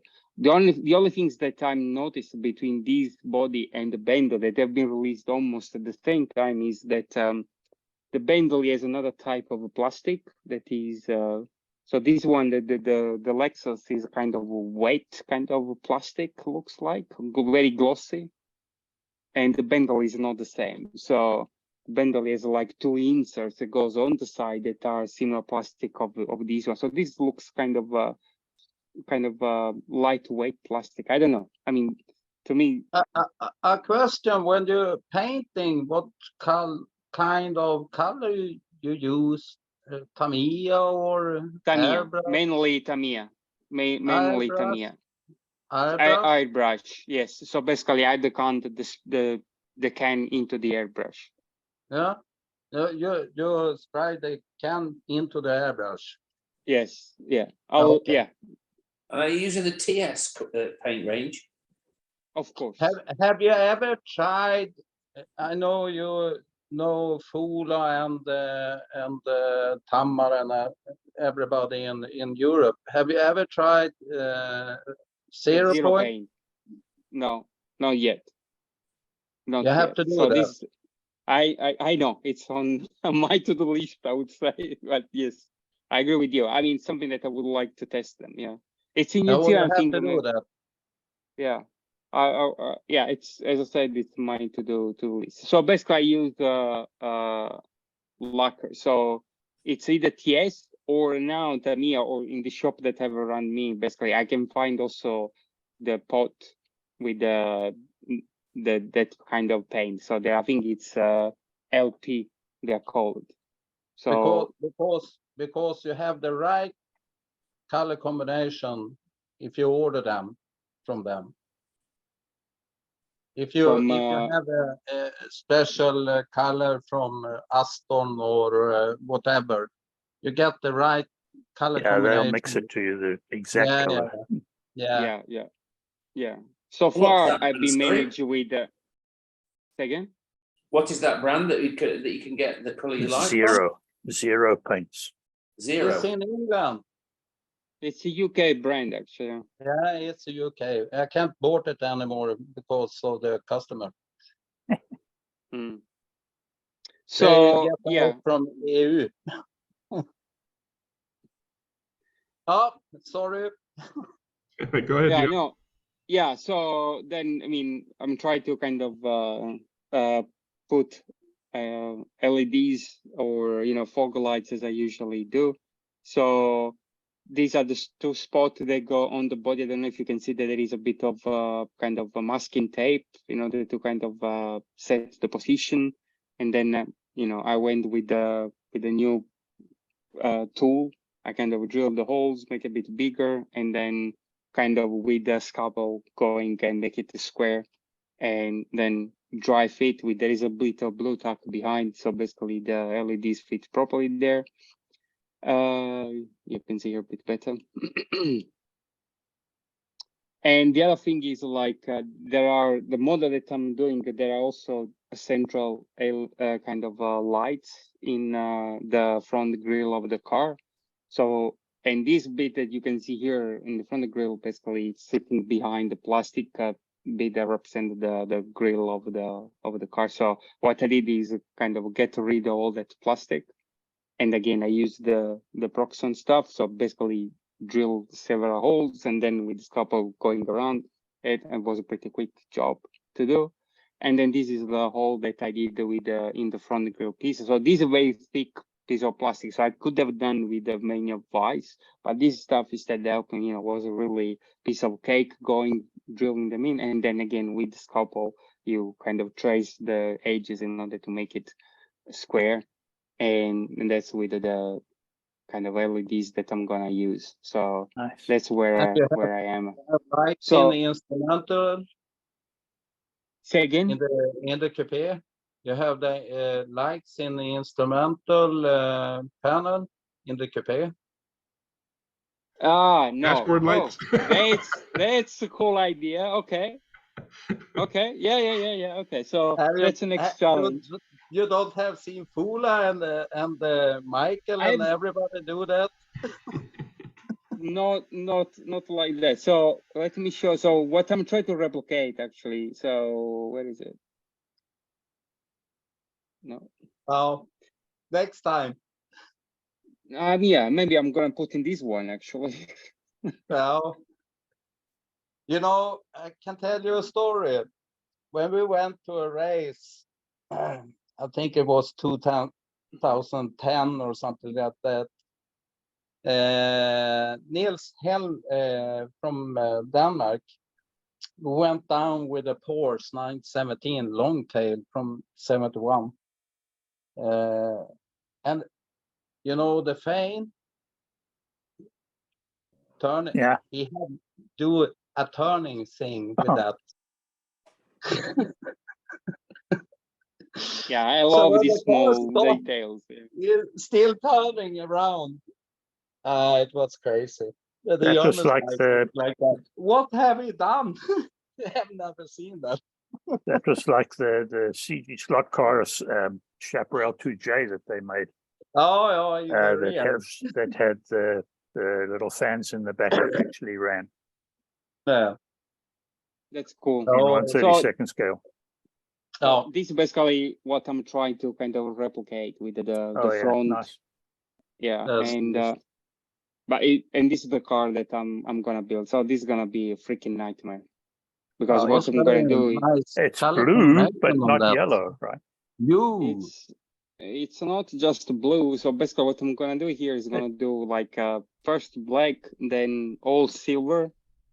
And then I will mask out some of the silver that is here and the black, the carbon fiber, and then I will spray clear blue on top of it, you know, to recreate this mirror effect. It's gonna be a pain in the butt. To get it's it not right. easy to do. It's not gonna be easy, no. So, yeah. Anyway, I'm sure it'll look better than anything I can ever do. That's for sure. It looks better than the one that I did, which I thought was quite nice when I did it. You already done one? A mirror effect? Yeah, this one. Okay. Yeah. How did you do yours? Just my normal pink and blue and silver. It's your race color. Yeah, my race colors. But you didn't go for a mirror effect on this one. No, I didn't try. It's just metallic blue.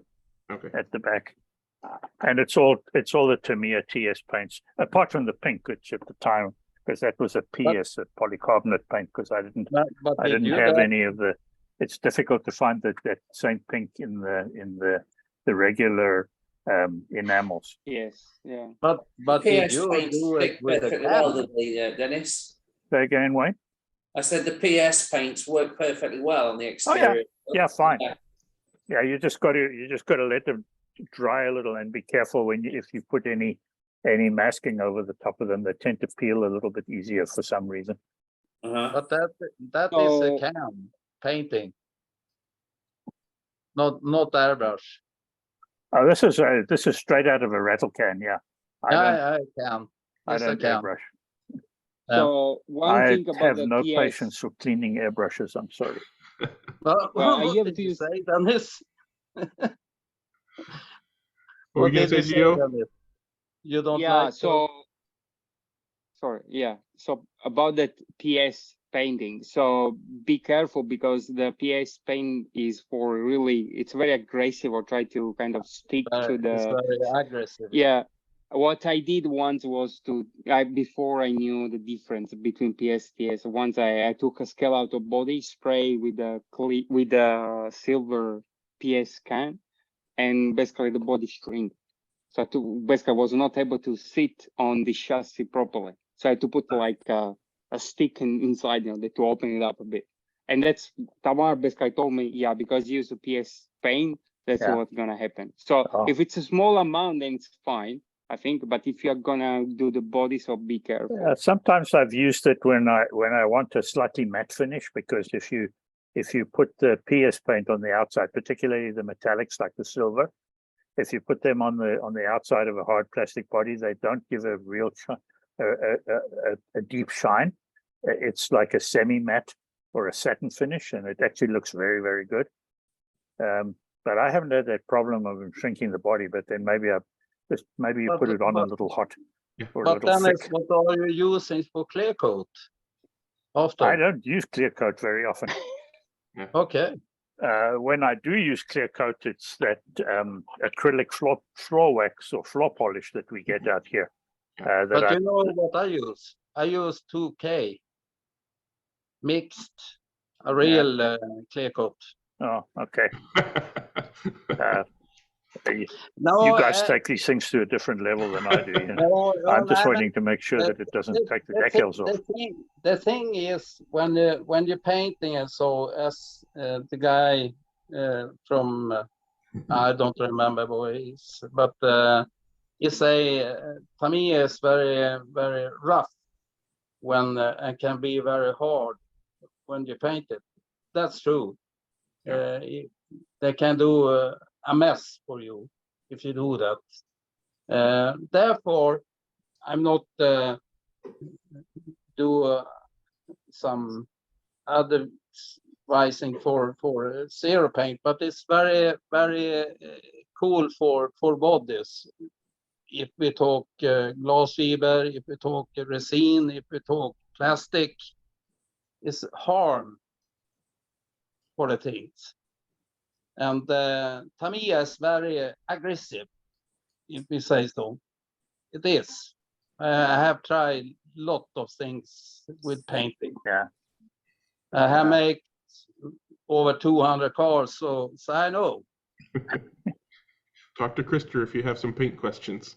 Yep, I think so. Well, if you see the quality of what he puts out, it's not surprising. Yeah. So I have tested a lot of things. So it is. But the thing is that it's so very sad when you do a body and do a very good thing and then it get messed. Depend on the painting. That's why I don't try to do very good ones from the beginning. That's always a disappointment. Then I cry. I lower my standards before I even start. Many it's hours a whole lot easier. Go hell, you know. Well, Jeremy's got his hand up. Did you have a club corner thing that you wanted to share, Jeremy? Hey, I have a club corner question. And I don't know if this is pertinent to club corner, but anyway, one of the guys in our club, when he originally routed his track, he made it the depth of the guide too thin. Is it possible to go back and fix that, make it deeper, or is it you got to do the whole thing over again? Has anybody ever heard of any kind of tool that, I don't know how it would work, but he would basically no. Probably Dennis is shaking his head. No. Does he have any uneven lane spacing anywhere, or is it all? No, it's all. I mean, he routed everything right. He just didn't know how deep to go because he didn't follow any guides on how to do it. So it's just barely not deep enough. Yeah. It's the guide grooves. It barely fits a Scalectric, and any other guide that's bigger than a Scalectric is bottoming out. You can feel it kind of like riding on. And then the wheels don't touch. Yeah, and then the wheels come up, and we still race it. We just have to all race Scalectric guides basically. To use a powered machine to do that is going to be difficult, because to try and guide the router bit in a slot that's already there, just to deepen it, is going to be not easy. I would think that it might even be easier to create something like a little planing tool that you use manually that will cut just at the bottom of the slot and has a nice broad area that's flat on the top, so that you can just push it along and maybe put a fence up to guide it on the straight sections. But through the turns, you might just have to allow it to follow and just slowly scrape out the bottom of the slot manually, rather than try and do it with a machine. Because I think that I was going to say the router is just router's going to run amok somewhere along the line, and you're going to end up with multiple slots. Yeah, I would get a special rotor bit made up with just maybe an 1/8-inch cutting section, with the rest just a blank shaft, and then use a trimming rotor and just, Yeah, that you might be able to do if you took a just like a little handheld trimming router. Just cut off all the cutting. I was kind of wondering if maybe I could 3D print a jig to hold in the guide before and aft with the smaller router in the middle and just kind of go slowly around. But I'm not going to have him do anything. I just want to know if there was a that standardized small way to do router it. it could be a Dremel tool, because you can get a ball-ended cutter, and that will only cut the bottom of the slot. Yeah. And hopefully the guide that you make up with your 3D print will hold the Dremel vertical, and it will follow the slot. And you could use a power tool then in the bottom of the slot. Maybe. I mean, Leff is the expert. He should be the guy telling us. I was going to say, Leff, what do you think about using the Sintra strip as a guide and then just routing it deeper, like you would? I would just do it with a special rotor bit. Yeah. You know, with the cutting part just being maybe the bottom 1/8 of an inch, and then the round would follow the slot. It would basically have to be a flush cutter bit, a flat-ended flush cutter. Yeah, because you want the shaft, you want the shaft to be as wide as the slot. Because if the shaft isn't as wide as the slot, then you'll be zigzagging. The shaft needs to be an 1/8 inch. Yeah, and then and the cutting needs to be an 1/8 inch as well. But it's only at the very bottom. Only at the very bottom. Yeah. So essentially, it's like not taking a 1/8 bit and cutting off, using a tool, or grinding off all of the flutes except the last 1/8 of an inch or so. No, because that would make the shaft narrower, and so you'd be zigzagging in the slot. No, it wouldn't affect the width of the shaft. If the whole cutter is 1/8, the whole cutter is an 1/8 of an inch diameter, right? You could probably use a carbide twist drill almost, rather than a cutter. And I would use either a Dremel or a trim rotor. Yeah. If there's no standardized way to do this, they're not going to go for it. I was just checking to see if anybody ever heard of anything like this, because it's not worth the time and effort to mess with it. I've heard of it. I've actually done it, because it wouldn't at one of our commercial raceways, when they rebraided the track, the guy got a whole bunch of contact adhesive in the bottom of the slots, and so for a 125-foot 8-lane track, we physically manually scraped glue out of the slots around virtually the entire track. So it's not a trivial job, but it's pretty easy when you get going. It sounds like there's a decent solution. It's just you mean doing the setup ahead of time. Once you actually get that bit, shaved so that below the cutting there happens at the bottom, then you just go. Yeah. So, What did you say, Dennis? Was it glue for tracking on the track? For the braids, right? They messed the glue when they did new braid on the track. They messed, and they left glue in the bottom of the slot, so we had to scrape it all out. Okay. Yeah. It was terrible. Cement. I know. But we don't talk to that guy anymore.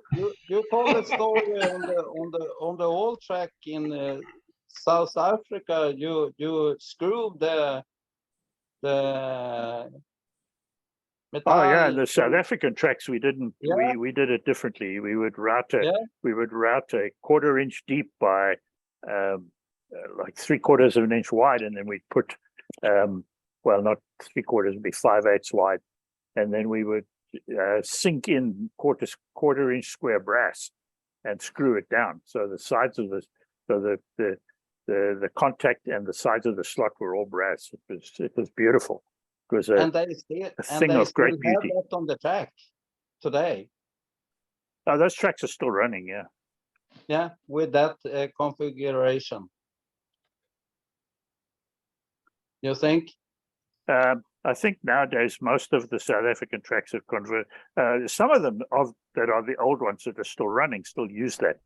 The track down in Cape Town, for example, that still uses screwed down copper, but that was not that thick. That was maybe 2 millimeter by 6 millimeter that we put in, but it was the track was recessed so that the copper was level with the track. But most of the newer tracks are all braid now. Yeah, because we tried that on the Blue King we have here, but we couldn't manage that in the velodrome. It was goodbye with that, so we glue it. We have to. Yeah, I imagine that doing a banked section with that brass square. Yeah, it's very difficult to do that. Even the regular stuff. I mean, we had to use a set of rollers to actually roll the curve of the brass so that it would fit into the slot before you screwed it down. It's a very long and time-consuming process. Dennis, when they cut out the track, when we change the lane, and if you get into the velodrome, the car went like this, and the marshal had to put it up. You know, in the old days with the bank we had, yeah, you have to stand like this to the start get on to hold the car. That's a bit of a steep banking. Yeah. It was the old Blue King track on the old days. They standing like this. Oh, are you ready? Yes. Because we're down to just a couple more minutes before I hit the stop button. Does anybody have any last minute things they want to ask about or? Yes. Go ahead, Mike. Okay. Henry was asking earlier about mounting a Scalectric chip in a RevoSlot. This is what a chip looks like with the hatch door out. Yeah. So if you look at the IR sensor there, that sticks down far enough there so that in this car, you can see there's an angle set on there. In this particular RevoSlot, there's enough room. But in others, if those brass nuts are raised, you can put the chip above those and insulate them, and you're fine. Mm-hmm.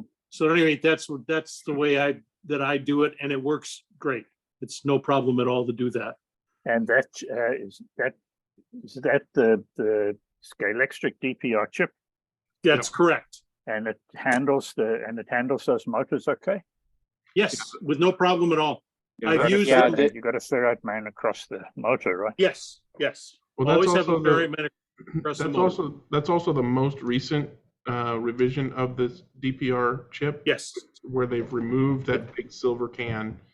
They've upgraded the diodes and MOSFETs because when they were working on that chip is also when they were doing the PCR chassis thing. Mm-hmm. And so they were encouraging customers to hop up with slotted motors and pods and things.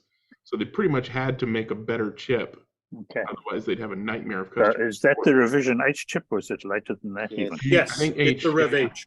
They haven't done, I don't think there's been one since then. All right. But yeah, once that silver can is gone, they're easily recognizable when that big silver can component is gone. Okay. Those chips should be able to handle most of the hard body motors that we use. All right. Because I know when we first started using them, we had all kinds of problems with the RevoSlot. and the earliest DPR chips were just a cluster. But I'm going to hit the stop button at that, and we'll keep talking about other things. Here we go. 3, 2, 1. Everybody wave bye-bye. Bye-bye.